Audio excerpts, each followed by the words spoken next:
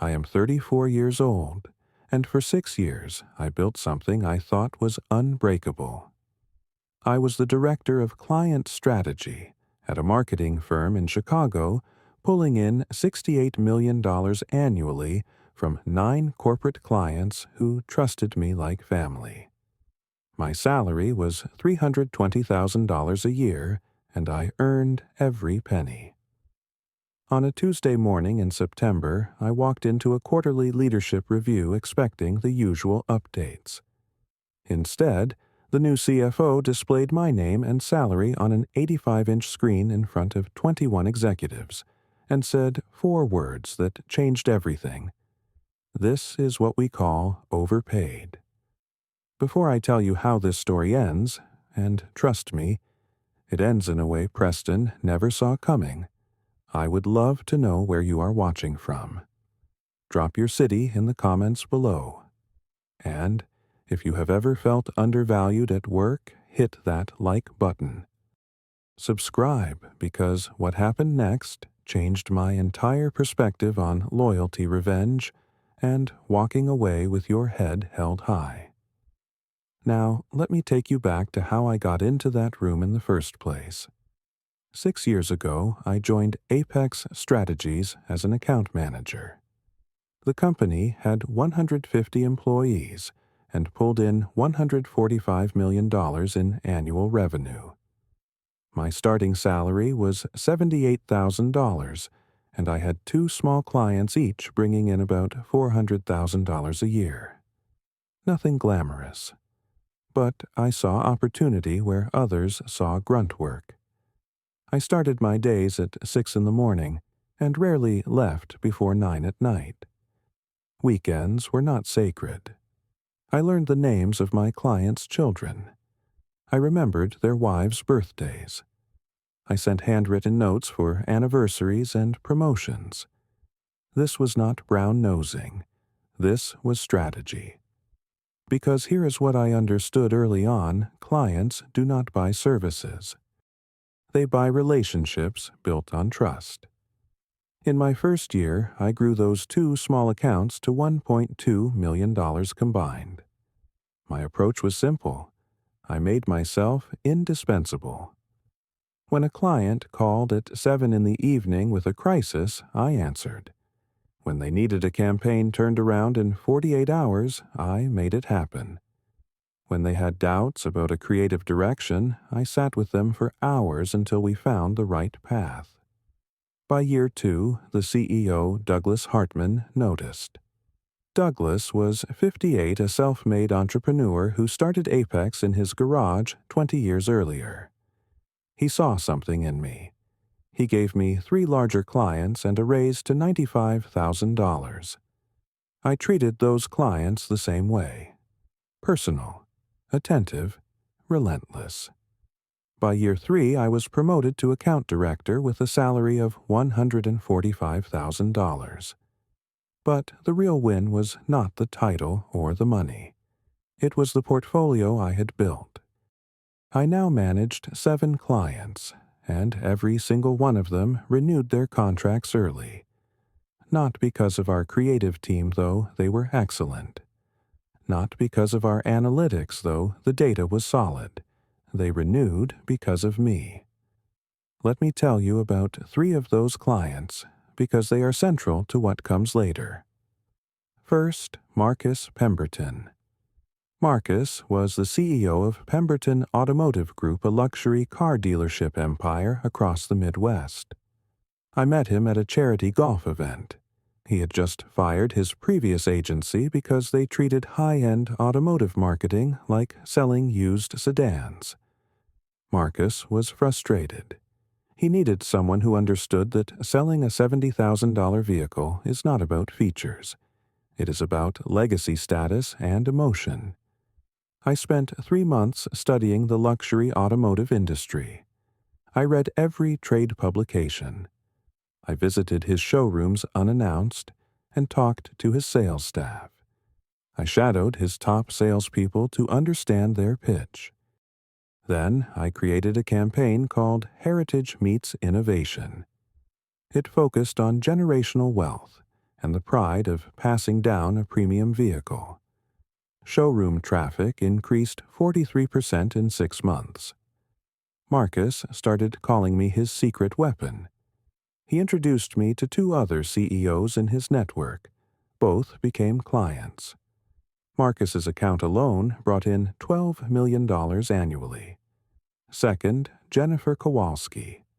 Jennifer founded Kowalski Medical Devices, a company that manufactured surgical instruments for cardiovascular procedures. She was brilliant, demanding, and had fired 5 agencies before me. Most marketers tried to sell her products to patients. Wrong audience. I spent 6 weeks shadowing her research and development team. I sat in on product testing. I learned the difference between a stent and a pacemaker, between minimally invasive and open-heart procedures. Then, I built a content strategy targeting cardiologists and hospital procurement teams. Jennifer called me the only marketer who actually gets science. Her account was worth $8.5 million a year. Third, Davenport Financial Holdings. Their CFO, Garrett Sullivan, was a numbers guy. He wanted data, not creativity. So I built him a real-time dashboard that tracked return on investment for every single campaign we ran. He could log in any time and see exactly where his money was going and what it was generating. Garrett trusted me so much that he gave me access to their financial planning meetings. $15 million annually. These were not just clients, they were relationships. I had Marcus's private cell phone number. I knew Jennifer's daughter was applying to medical school. I attended Garrett's son's wedding. This was not manipulation. This was genuine connection. And it paid off. By year 4, Douglas promoted me to Director of Client Strategy. My salary jumped to $320,000 plus an 8% bonus based on client retention. I had my own office overlooking the Chicago River. I had an unlimited budget for client entertainment. I was the golden boy. Douglas told me regularly, "Elvis, you are the backbone of this company." I believed him. But here is what I did not know. Every single one of my 9 major clients had written loyalty clauses into their contracts. Clauses that said primary contact must be Elvis or we reserve the right to terminate with 30 days' notice. I never asked them to do this. They insisted. Because to them, Apex Strategies was not the value. I was. I assumed the leadership team knew about these clauses. I assumed they understood that my salary was not generosity. It was insurance. I was wrong. 6 months before that fateful Tuesday, things started to shift. Douglas, at 58, decided he wanted to scale the business. He sold 40% of the company to a private equity firm called Vanguard Capital Partners. The goal was expansion. Buy smaller agencies. Grow the footprint. Douglas assured me nothing would change. "You are still my right hand, Elvis," he said.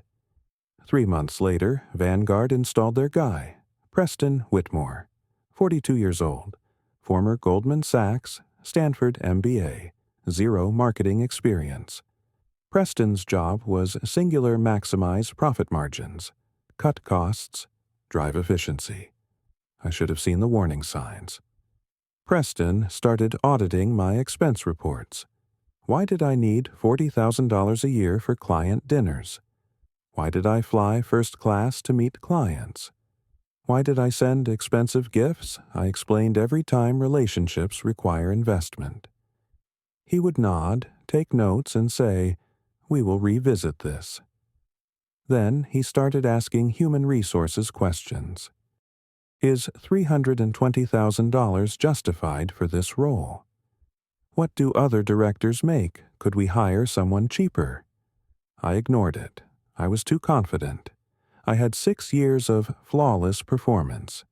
$68 million in revenue. Perfect client retention. I thought I was untouchable. 3 weeks before the meeting, I received an email from Preston's assistant. Mandatory Q3 Leadership Review, Tuesday, 9 a.m., Conference Room A, attendance required. I thought it was routine. I prepared a presentation on client satisfaction scores and revenue growth. I had no idea I was about to become the main attraction. The morning of the meeting, I woke at 5:30, same as always. I went for a 5-mile run along Lake Michigan, stopped at my usual coffee shop. The barista, Amy, asked if I had a big day. I laughed. Just another Tuesday. I put on my navy blue suit, the one Marcus Pemberton had complimented 6 months earlier, and a Hermes silk tie that Jennifer gave me as a thank you gift. I stopped at Starbucks and bought a coffee for my team. It was a ritual. Small gesture, big impact. I arrived at the office at 8:45. My assistant, Stephanie, looked worried. She pulled me aside. "Elvis, I heard Preston's presentation today is about restructuring." I patted her shoulder. "Do not worry. We are performing well. Nothing to restructure." I believed that. At 8:55, I walked into Conference Room A, the biggest conference room in the building, floor-to-ceiling windows overlooking the Chicago skyline. 21 executives were already seated. Vice presidents, directors, department heads. CEO Douglas sat at the head of the table, his face more serious than usual. Preston stood beside the projector laptop open. No agenda had been sent beforehand. That should have been my first clue. I took a seat in the middle of the room. A few people nodded at me. Linda Morrison, VP of Operations, gave me a look I could not quite read. Sympathy, maybe. I felt my stomach tighten. Something was off. Preston started without pleasantries. "Good morning, everyone. Today we are discussing operational efficiency and compensation alignment. As Vanguard Capital's CFO, my job is ensuring every dollar we spend generates maximum return. I have identified several areas where we are overspending." I assumed he meant office supplies, maybe travel budgets, marketing expenses. I leaned back, ready to take notes. Then he clicked the remote. The screen lit up. 85 inches of high-definition clarity. The title read, Compensation Analysis, Director-Level Positions. Below it a chart. 4 names, 4 salaries. Director of Creative, $180,000. Director of Digital, $165,000. Director of Analytics, $155,000. Director of Client Strategy, Elvis, $320,000. My name was highlighted in red. The room went silent. 21 people stared at the screen. A few turned to look at me. My face burned. This was not a review. This was a public execution. Preston continued, his voice flat, clinical. "As you can see, one director earns nearly double the others. Now, let's look at the data objectively." He clicked to the next slide. Revenue Attribution Analysis. He claimed that client revenue was a team effort. The creative team designed the campaigns. The analytics team measured results. The digital team executed. "Elvis simply maintains relationships," Preston said. "Something any account manager at $90,000 could do." He paused, looked directly at me. 21 executives followed his gaze. "This is what we call overpaid." The words hit like a slap. 6 years of loyalty. $68 million in revenue. Reduced to 4 words. Overpaid, in front of 21 people who now knew exactly what I made. People I managed. People I mentored. People who would whisper about this for months. I forced myself to stay calm. My heart was racing. My hands gripped the armrests of my chair, but my face remained neutral. I took a slow breath. "Preston, may I ask a question?" My voice was steady. "Of course. Have you reviewed the client contracts, specifically the loyalty clauses in all 9 major accounts?" Preston waved a dismissive hand. "Loyalty clauses are standard. They do not justify inflated compensation." "Did you read the termination clauses?" "I am sure our legal team handles contracts fine." In that moment, I understood. Preston had no idea. He had not read the contracts. He did not know that every single one of my 9 clients had written me into their agreements. He saw a salary he considered too high and decided to make an example of me. I made my decision right there. I was done. "I understand your perspective, Preston. Thank you for the transparency." I did not argue, did not defend my salary, did not mention that clients had explicitly requested me in their contracts. I sat quietly, face blank. Douglas finally spoke too late. "Elvis, we are not saying you do not do good work." I cut him off, polite but firm. "I appreciate that, Douglas. Is there anything else, or may I be excused? I have a client call at 10. Douglas looked uncomfortable. "You can go." I stood, buttoned my suit jacket, nodded to the room, walked out, closed the door gently behind me. My legs felt weak, my chest tight, but I walked with my head high. I went back to my office, closed the door, sat down, stared at the framed photo on my desk. My wife, Sarah. Our 2 kids, Jason and Emma. I thought about the last 6 years, the late nights, the missed soccer games, the anniversaries cut short because a client needed me. All of it for a company that just called me overpaid in front of the entire leadership team. I opened my laptop. I had a decision to make. At 10:15, I called Patricia Green, the HR director. "Patricia, I am submitting my resignation effective immediately. I will email a formal letter in 30 minutes. There was a long pause. "Elvis, what can we talk about this?" "There is nothing to discuss. I am exercising my right to resign. I will work through my 2-week notice period professionally." "Does Douglas know?" "He will in about 15 minutes. I hung up, opened a blank email, typed slowly, carefully. No emotion, no accusation, just professional courtesy. "Dear Douglas and leadership team, after careful consideration, I am resigning from my position as Director of Client Strategy effective 2 weeks from today. I appreciate the opportunities I have had at Apex Strategies. I will ensure a smooth transition of my responsibilities. Best regards, Elvis." I hit send at 10:47. 3 minutes later, my phone rang. "Douglas." "Elvis, do not do this. That meeting was Preston went too far. Let us talk." "I have made my decision, Douglas. It is final." "What about your clients?" This was the moment. They are Apex's clients now. I am sure Preston is right. Any account manager can maintain relationships. "Elvis, you know that is not—" "I need to go. Client call. I will be professional through my notice period." I hung up. For the next 2 weeks, I executed the most professional transition of my career. And in doing so, I quietly dismantled everything I had built. I created a 247-page transition document.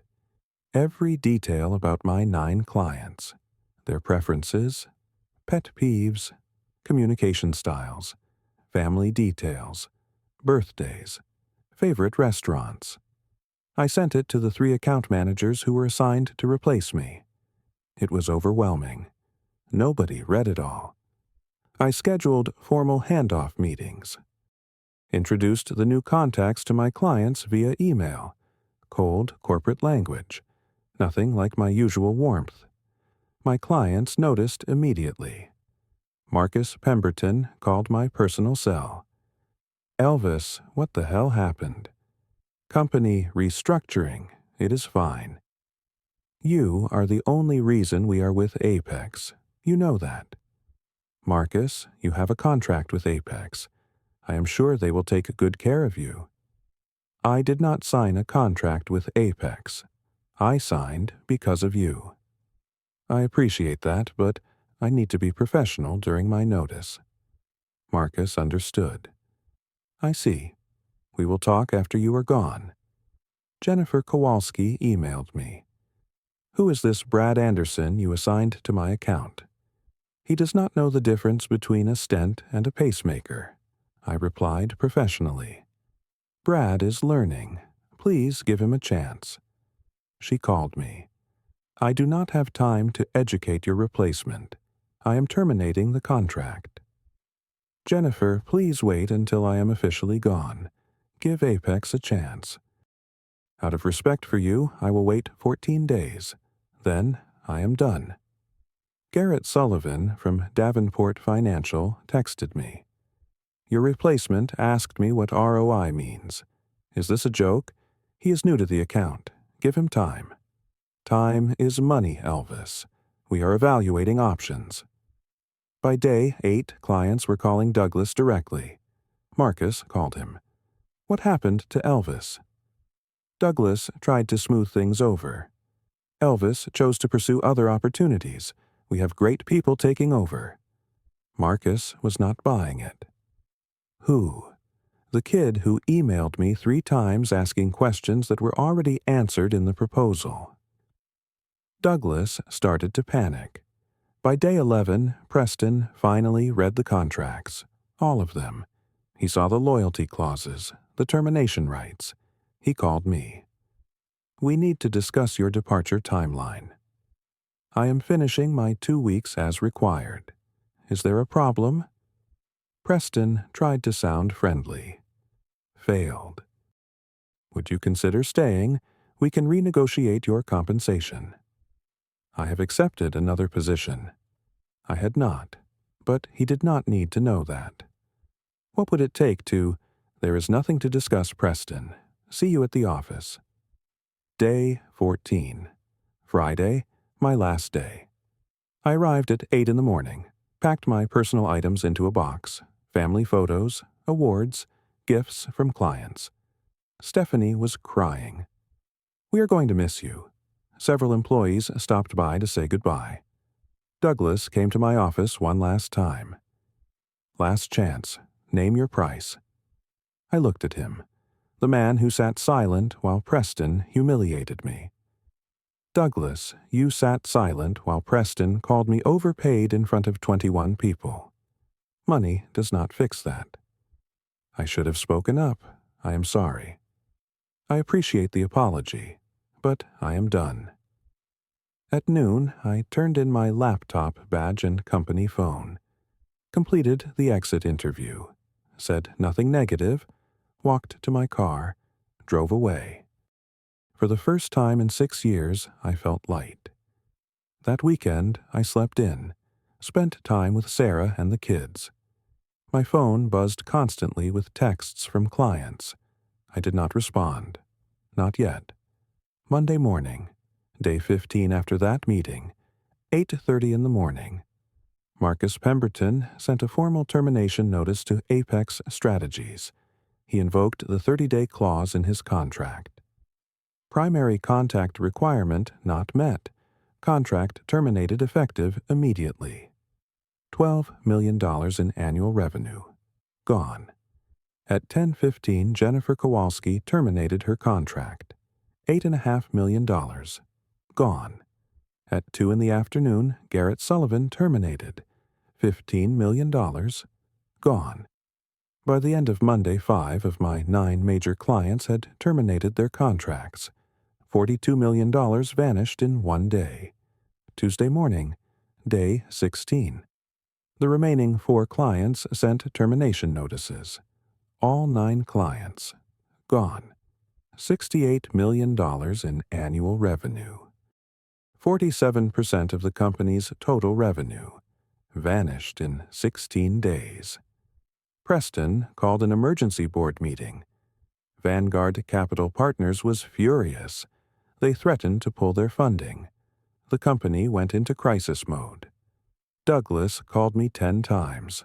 I did not answer. He emailed. "We need to talk urgently." I finally responded late Tuesday evening. "I am no longer with the company. Please contact my clients directly." The irony was perfect. Preston wanted to save $320,000. Instead, he lost $68 million. The net loss was $67,680,000. My daily salary cost $876. The daily cost of losing me, $4,250,000. Wednesday morning, I checked LinkedIn. Preston Whitmore no longer listed Apex Strategies as his employer. Douglas sent me a text. "Preston is gone. Please, let us talk." I felt vindicated, but also empty. Victory did not feel as sweet as I thought it would. The first week after I left, I felt conflicted. I was right. My value was irreplaceable. But I also felt guilty.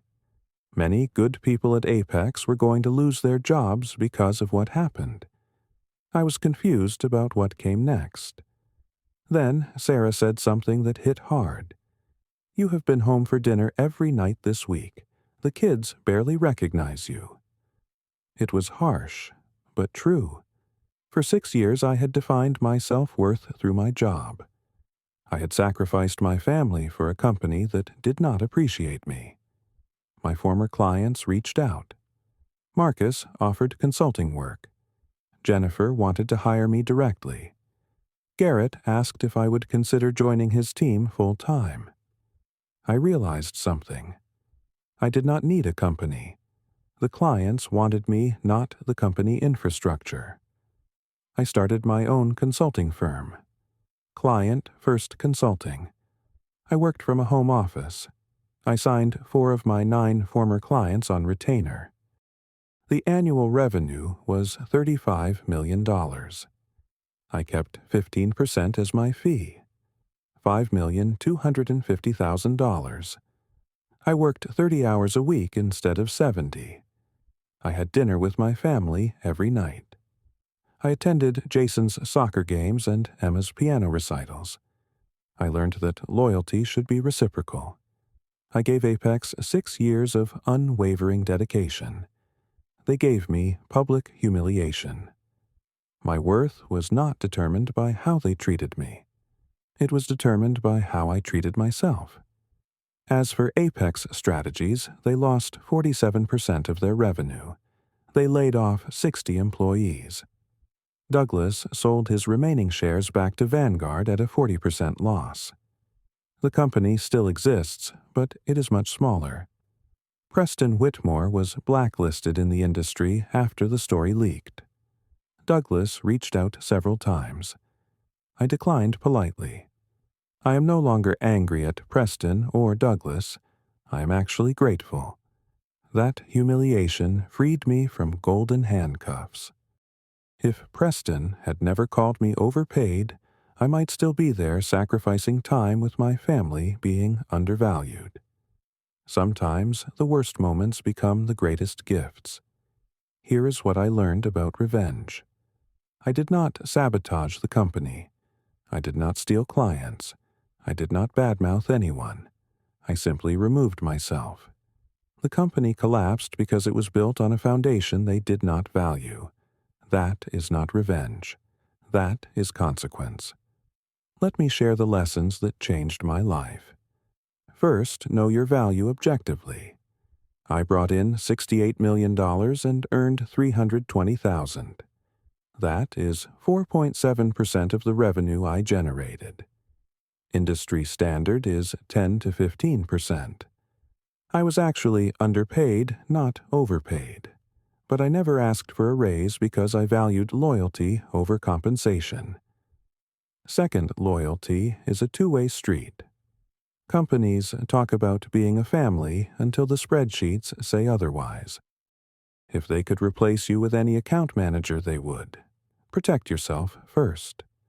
Third, never let anyone define your worth.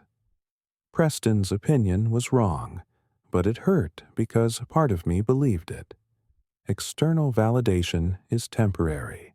Self-knowledge is permanent. Fourth, sometimes walking away is the strongest move. I could have fought in that meeting. I could have argued. I could have threatened to leave. Instead, I chose quiet dignity and a professional exit. I let the results speak louder than words. Fifth, the best revenge is living well. I have more money now, more time, more respect. Preston was fired. His reputation is ruined. Douglas's company is diminished. Karma is not revenge. It is math. If you are in a job where you feel undervalued, ask yourself this: are you staying out of loyalty or fear? Because loyalty to people who do not respect you is not loyalty. It is self-betrayal.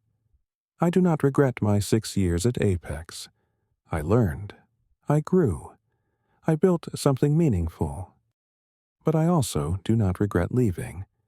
That slide with my name, my salary, and the word overpaid stung deeply. But it also woke me up. Preston was right about one thing. I was overpaid. Not because I was not worth it, but because I was worth so much more than they could ever afford to lose. So here is my question for you. What would it take for you to walk away? And more importantly, what is stopping you? Drop your answer in the comments. I would love to hear your story. If this resonated with you, smash that like button. Subscribe to this channel for more stories about standing up for yourself in the workplace. Share this video with someone who needs to hear it. Thank you for listening to my story. I hope it helps you see your own value more clearly. Remember, your worth is not defined by a paycheck or a title. It is defined by the respect you demand for yourself. Take care of yourselves out there, and I will see you in the next one.